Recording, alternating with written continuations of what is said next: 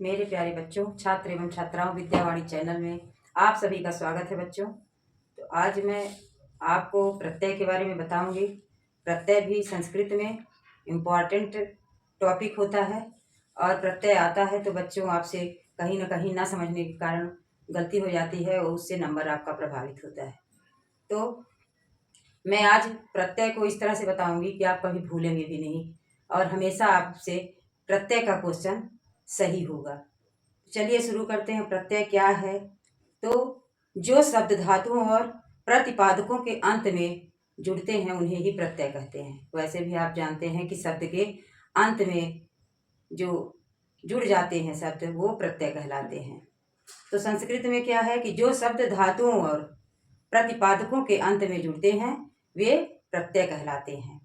जैसे हो गया बच्चों कि बालकः पठति, बालकः पठति और बालकः गच्छति, इस तरह से है तो कैसे जुड़ के हो जाएगा?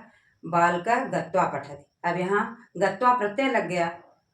गत्वा माने जाकर। अब गत्वा में कौन सा प्रत्यय होगा? तो गत्वा में तत्वा प्रत्यय होगा।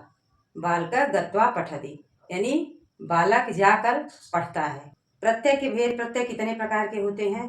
प्रत्यय 6 प्रकार के होते हैं। प्रत्यय के कितने भेद होते हैं? 6 भेद होते हैं। कौन कौन से होते हैं? सुबंत, तिगंत, समासांत, कृदंत, तद्धितांत, स्त्री प्रत्यय। इस तरह से 6 प्रत्यय आपके होते हैं। मैंने बोर्ड में भी लिखा है, देखिए परिभाषा भी है कि जो शब्द धातुओं और प्रतिपादकों के अंत में जुड़ते हैं वे प्रत्यय कहलाते हैं। क्या कहलाते हैं? प्रत्यय कहलाते हैं। जैसे है बालकः गच्छति, तो यहाँ पर हम जोड़ देंगे, क्या हो जाएगा? अगर हम प्रत्यय लगा देंगे तो बालकः गत्वा पठति, बालकः पठति, बालकः गत्वा पठति। ये जो गम धातु है, गच्छति माने जाता है, गत्वा यानी जाकर, तो बालकः गत्वा पठति।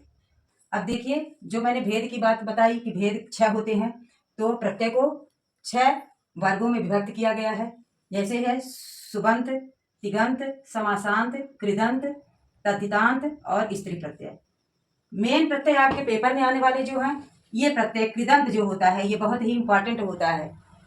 ये इसी के सारे जितने भी होते हैं कृदंत से जितने बनते हैं, जैसे कि सर्वनाम हो गया, विशेषण हो गया, इस तरह से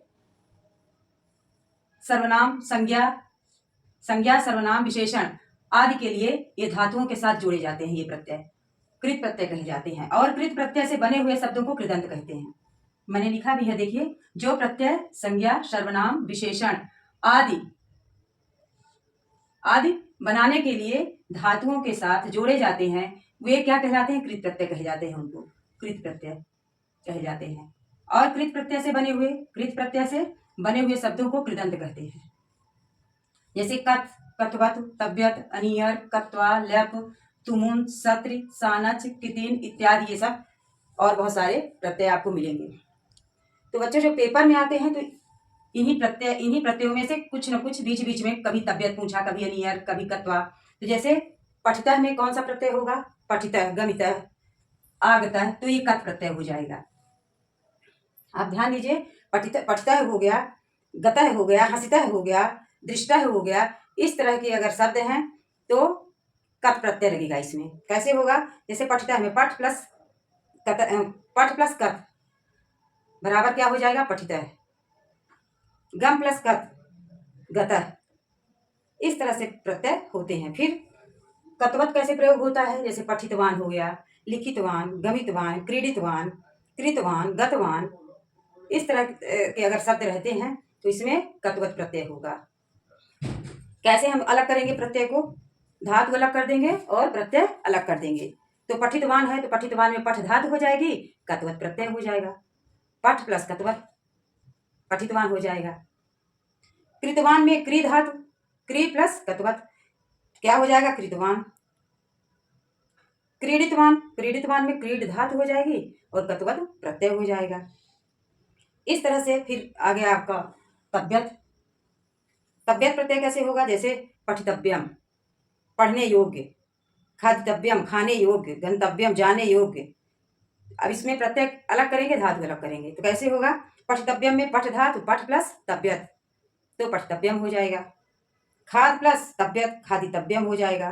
गम प्लस तब्यत गंतव्यम हो जाएगा। लिख प्लस तब्यत लिखतव्यम। इस तरह से तब्यत प्रत्यय कैसे लगता है? पठितव्यम, गमितव्यम, खादितव्यम, इसमें सब में तब्यत प्रत्यय लगेगा। अब देखिए बच्चों, अनियर प्रत्यय, अनियर का प्रयोग कैसे हो? जैसे गण नियम, तो गण प्लस अनियर, गण धातु हो जाएगी। गण मतलब गणना करना या गिनना, गण धातु हो जाएगी और प्रत्यय अनियर हो जाएगा। ऐसे होता है पठनियम, पठनियम में पठ धातु हो जाएगी, अनियर प्रत्यय हो जाएगा।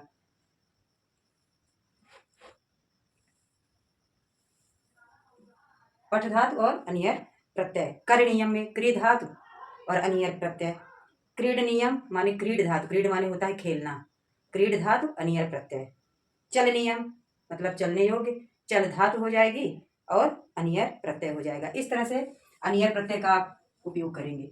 फिर आ गया कत्वा, कत्वा माने कैसे लगेगा? जैसे गत्वा हो गया, गम धातु कत्वा प्रत्यय, कत्वा प्रत्यय लग करके क्या हो जाएगा? करके। पठित्वा माने पढ़कर, पठ धातु कत्वा प्रत्यय, तो हो जाएगा पठित्वा, पठित्वा यानी पढ़कर। क्रीडित्वा शब्द आ गया, क्रीडित्वा में क्रीड धातु हो जाएगी और कत्वा प्रत्यय हो जाएगा, तो क्या हो जाएगा?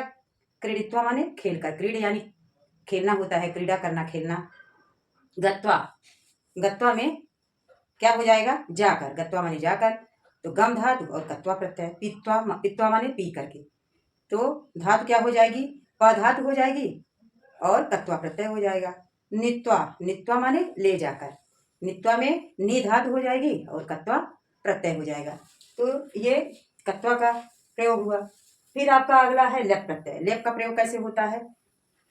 लेप प्रत्यय कत्वा मैंने बताया, अब ये लेप प्रत्यय। तो लेप में जैसे आगत्य, आगत्य में आ प्लस गम आगत्य हो जाएगा। प्रदाय, प्रदाय में प्रा धातु हो जाएगी और द प्रत्यय, प्रा प्लस दा हो जाएगा लेप प्रत्यय और शब्द बनेगा प्रदाय। प्रदाय माने होता है बच्चों देकर। आगत्य, जैसे मान लो शब्द आ गया आपके पेपर में आगत्य, तो आगत्य में अ प्लस गम, आ उपसर्ग हो जाएगा और गम धातु हो जाएगी, लेप प्रत्यय हो जाएगा।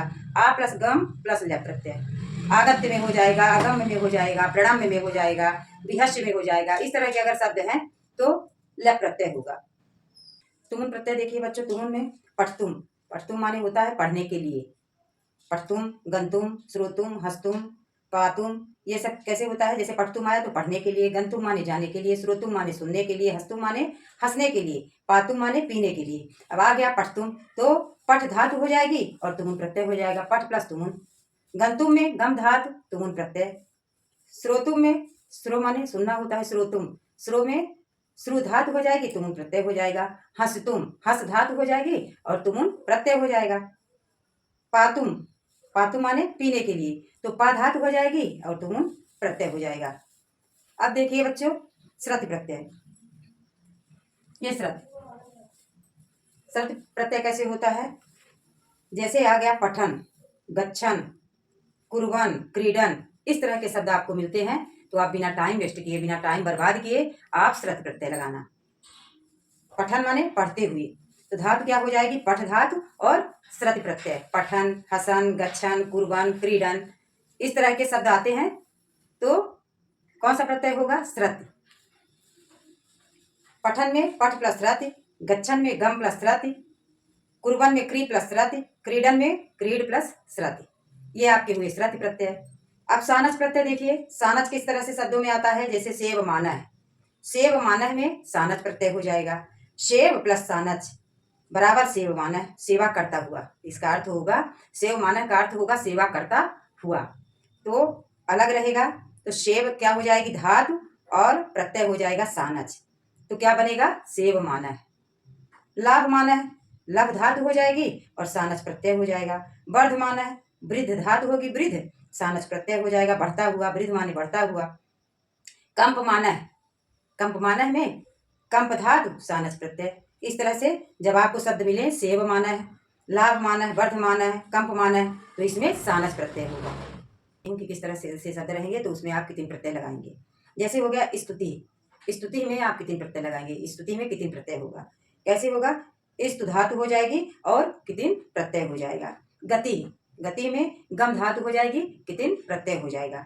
भूति, भूति में भू धातु हो जाएगी और कितिन प्रत्यय हो जाएगा।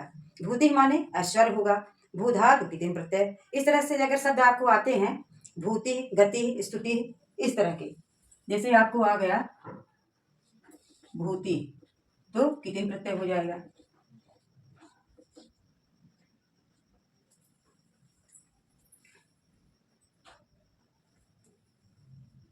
जैसे आ गया गति तो भी कितिन हो जाएगा। इस तरह के अगर शब्द मिलते हैं तो आप कितिन शब्द बिना टाइम बर्बाद किए लगाना। सुबंत में सुप आदि 21 प्रत्ययों के योग से संज्ञा, सर्वनाम, विशेषण आदि के शब्द रूप बनते हैं। सुबंत प्रत्यय से सुप आदि 21 प्रत्ययों के योग से संज्ञा, सर्वनाम, विशेषण आदि के शब्द रूप बनते हैं। जैसे राम सीता का रूप हो गया, ये सुबंत प्रत्यय से बनेगा। फिर तिगंत आ गया, दूसरे नंबर का आपका प्रत्यय आ गया तिगंत प्रत्यय। तिगंत में तिग आदि 18 प्रत्यय होते हैं। 18 प्रत्ययों के योग से क्रियापदों अर्थात धातु रूपों का निर्माण होता है तिगंत से। जैसे पठति हो गया, गच्छति हो गया, भवति हो गया, ये तिगंत प्रत्यय से बनते हैं। फिर तीसरे नंबर का है समासांत प्रत्यय। समासांत प्रत्यय से समास करने के बाद समस्त पद के अंत में कप, टच आदि प्रत्यय जुड़ते हैं। समास के अंत में जुड़ने के कारण इन प्रत्ययों को समासांत प्रत्यय कहते हैं। जैसे महाराज, सपत्नीक आदि जो है शब्द इसमें आते हैं। कृदंत प्रत्यय की बात रही तो कृदंत प्रत्यय मैंने बता दिया। तद्धितांत प्रत्यय, जो प्रत्यय संज्ञा, सर्वनाम और विशेषण शब्दों में जोड़े जाते हैं उन्हें तद्धित प्रत्यय कहते हैं और तद्धित प्रत्ययों से बने हुए शब्दों को तद्धितांत कहते हैं। जैसे मातु, इन इत्यादि। मातु प्रत्यय की बात कर रही हूँ बच्चों। मातु प्रत्यय कहाँ लगता है, किस तरह से लगता है? जैसे विद्यावान, विद्यावान मतलब होता है विद्या वाला। विद्यावान में मातु प्रत्यय लगेगा, विद्या प्लस मातु।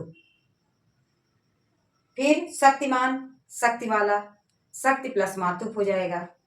गुणवान, गुण वाला, गुण प्लस मातु हो जाएगा। धनवान, धन वाला, तो धन प्लस मातु। इस तरह धनवान, विद्यावान, गुणवान इत्यादि इस तरह के अगर शब्द आपको मिलते हैं बच्चों तो आप तुरंत मातु प्रत्यय लगाएंगे। अब इन प्रत्यय की बात करूंगी। तद्धितांत के अंदर ही इन आता है।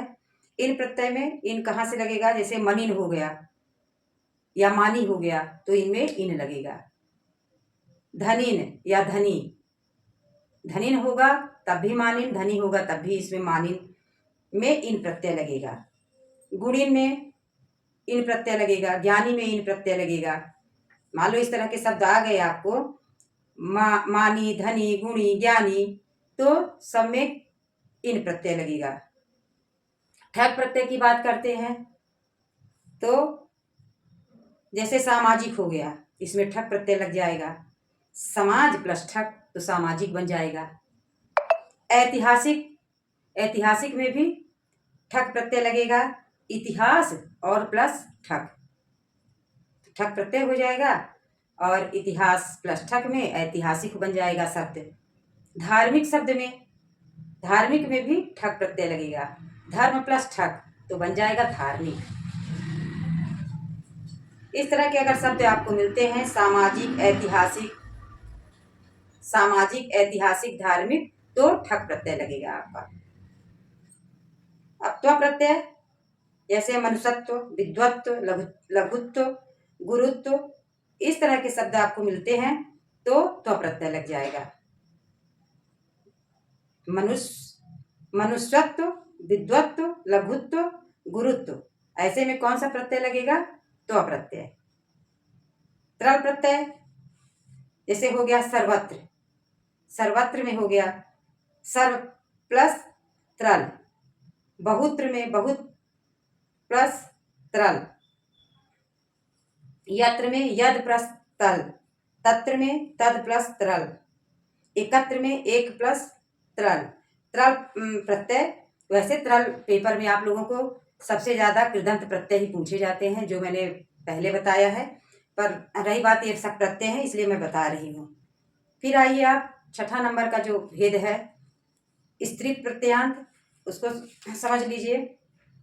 शब्दों को स्त्रीलिंग वाची बनाने के लिए, शब्दों को स्त्रीलिंग वाची बनाने के लिए टाप, डीप, डीस आदि प्रत्ययों का प्रयोग होता है।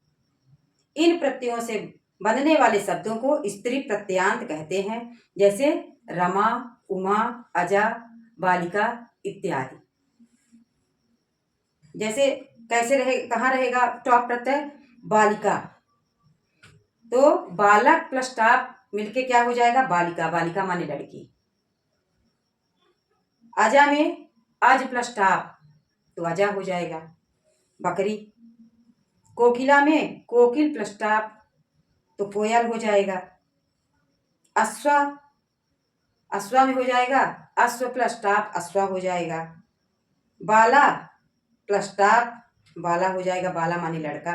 इस तरह के जैसे बालिका, अजा, कोकिला, अश्वा, बाला, इस तरह के अगर शब्द आपके पेपर में आते हैं तो टाप प्रत्यय होगा। या बालक प्लस टाप, तो क्या हो जाएगा? बन जाएगा शब्द बालिका। अज प्लस टाप, अज माने बकरा होता है, टाप प्रत्यय लग के बकरी बन जाएगा। बालक माने लड़का होता है, टाप प्रत्यय लग के बालिका बन जाएगा। अश्व माने घोड़ा होता है और टाप प्रत्यय अगर लग गया अश्व प्लस टाप, तो अश्वा हो जाएगा, घोड़ी। बाला प्लस टाप, बाला माने लड़की होती है और बाला में अगर टाप प्रत्यय लग गया तो क्या हो जाएगा? लड़का। डीप प्रत्यय थोड़ा देख लीजिए। डीप प्रत्यय क्या होता है? स्वामिनी, देवी, कुमारी इत्यादि में डीप प्रत्यय लगता है। जैसे स्वामिनी हो गया तो स्वामिन प्लस डीप लग के स्वामिनी हो जाएगा। देवी में देव प्लस डीप लग के देवी हो जाएगा। कुमारी में कुमार प्लस डीप लग जाएगा तो कुमारी हो जाएगा। इस तरह से स्वामिनी, देवी, कुमारी में कौन सा प्रत्यय लगेगा? डीप। फिर डीस प्रत्यय की बात करते हैं बच्चों। डीस प्रत्यय किस तरह के शब्दों में लगता है? जैसे गौरी, सुंदरी, नर्तकी, इसमें डीस प्रत्यय लगता है। गौर प्लस डीस हो जाएगा गौरी। सुंदर प्लस डीस सुंदरी। नर्तक प्लस डीस नर्तकी। दीन प्रत्यय देखिए, दीन प्रत्यय नर प्लस दीन तो नारी बन जाएगा। ब्राह्मण प्लस दीन ब्राह्मणी हो जाएगा। तो ये आपके प्रत्यय हुए। इस तरह से बच्चों आप प्रत्यय पढ़ लेंगे तो आपके पेपर में जो प्रत्यय संबंधी क्वेश्चन रहेंगे आपसे सही बन जाएंगे और नंबर भी आपको अच्छा मिलेगा। हमारी यही कोशिश है बच्चों। धन्यवाद। विद्यावाणी चैनल को लाइक, सब्सक्राइब, शेयर करके हमें मोटिवेशन देते रहिए। धन्यवाद बच्चों।